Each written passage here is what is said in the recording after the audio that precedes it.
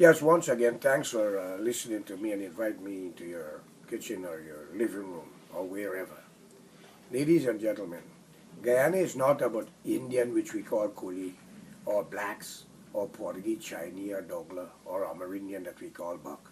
It is about people, people who want to go forward, people who want the best things in life. That is why government was created.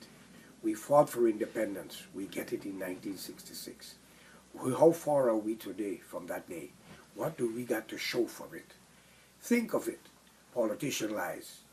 You hire men and women to do their jobs. They turn back and do a lot of wrong things.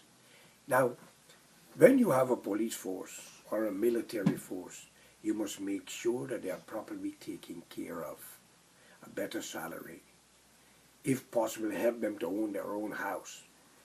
Help them with a car so they can be much more independent so they will not be tempted by some corrupt people, businessmen, and other troublemakers who can pay them a few dollars to deny justice to others. We are a beautiful country with a small population. We got far to go. Do not make the world turn their back on us and isolate us like they've done to many other countries. No one is better than each other. So I'm asking you, for the decent policemen and women out there who are doing your job, your reward is yet to come. Do the best. Don't be tempted by fools. Don't deny a man or a woman justice for a few dollars. That's all I can ask of you. And for some of you, the policemen who believe because you have the badge and the uniform and the gun at your side, that you are all powerful, always remember, someday you're going to hang those badges up. If it is not now, you will get old and have to retire. The postman can knock at your door. Think of it. So you got to be careful with what you're doing to people. This world changes. Do unto others as you would like others do unto you. You have children. You have your family. Don't hurt people, because people will hurt them back. The world is a continual evolving situation happening and going on. This is not a threat that you all might consider it as a threat. This is if a man have children, he warned them about the good and the bad. And if you all swear to do the job of the country, to do what is right, then there should have no difference between people. If a businessman called the police department to help, you should be there. And if you find out what's going on, you don't lock up a businessman, especially when he hire a lot of people and they're working and their life are threatened. There are cases right now that I can point to that I will keep later and allow the proper authority to investigate it back properly. Where a businessman called the police and he was attacked by the criminals, a drug man, a drunkard, a troublemaker, an outcast of his village in Grover Diamond, a well-known troublemaker that nobody want to get close to because he buy over the stations up in the East Bank. This is not a man supposed to be on the street. So if he hurt anybody, then he call in for a ransom when you fight back with him, because the police is not there to protect you. What must you do? Allow a man to rob you, kick you, spit on you, rape your wife, or if you're a woman, rape you, when you can kill the bastard if the police is not there? Tell me. So ladies and gentlemen, it's clear and simple. If the Guyana government and the law enforcement cannot give us justice, we must be united together and demand justice by all costs necessary. But we first must allow the law to take its course. I'm appealing to the Chancellor, the Attorney General, the DPP, the Police Commissioner, and the wise policemen and women to join me in this solidarity and look for what is right. There's many cases coming up. I'm not calling them because I know you all are very vindictive and corrupt, and you may want to do things that may spark a beginning of something that we all might regret. Let us not cross that border. We want justice. Everybody needs it. And we don't sell drugs. We don't launder money.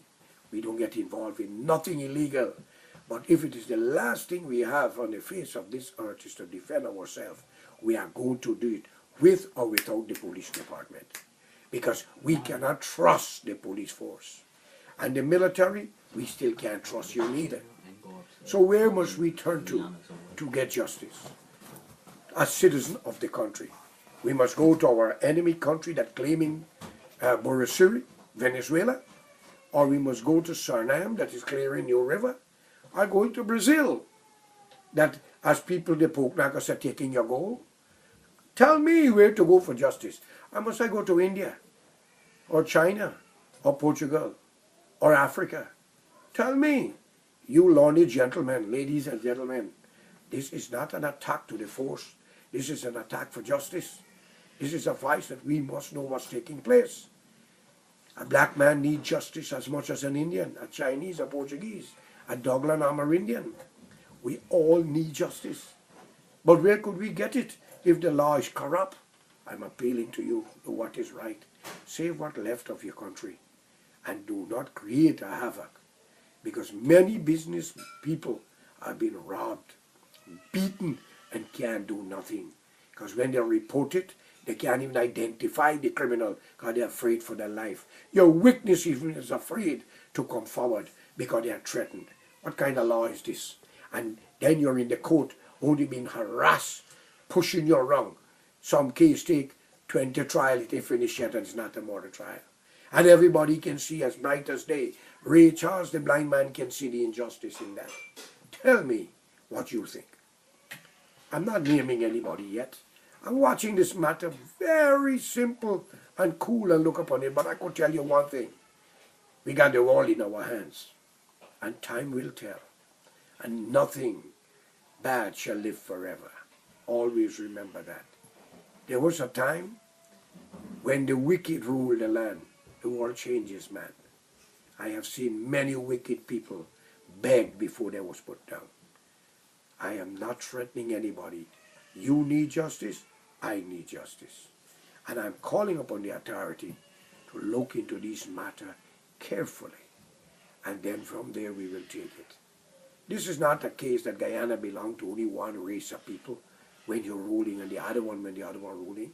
It is for all Guyanese.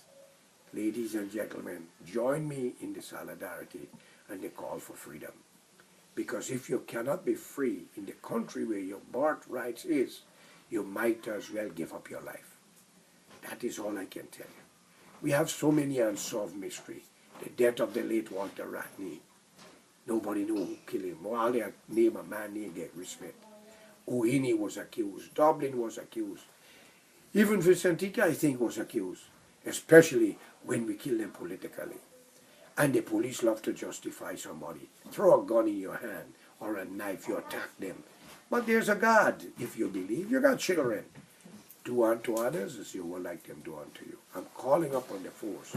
You decent men and women, stand up for what is right. Remember, you have children. And remember, Guyana belongs to all of us, not just a few of us. Wake up. What is the meaning of this t-shirt? One people, one nation, one destiny. It is only for black people and Koli people. That would be two people, two nations, and two destiny. What about the rest? Answer me. This is not Ghana. Ghana got one race, black people. Guyana got 6. So it should be 6 people, 6 nations, one destiny. Cemetery yard. Because this is where y'all are pushing us. Look, man, let's get justice. Many innocent blacks are being in prison. Many innocent Indians also are in prison because of corrupt police officers. I'm calling upon those who are in authority to look into it.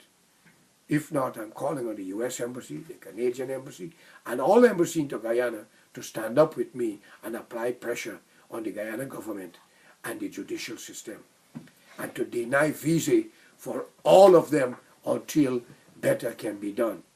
Because a country without law is a lawless nation and a lawless people. So, once again, I'm calling on the respectful people to do the right thing. Let's save Guyana and make a good police force and a good military force so Guyana can be protected in and out of the country, and we can live together as one and push our country forward.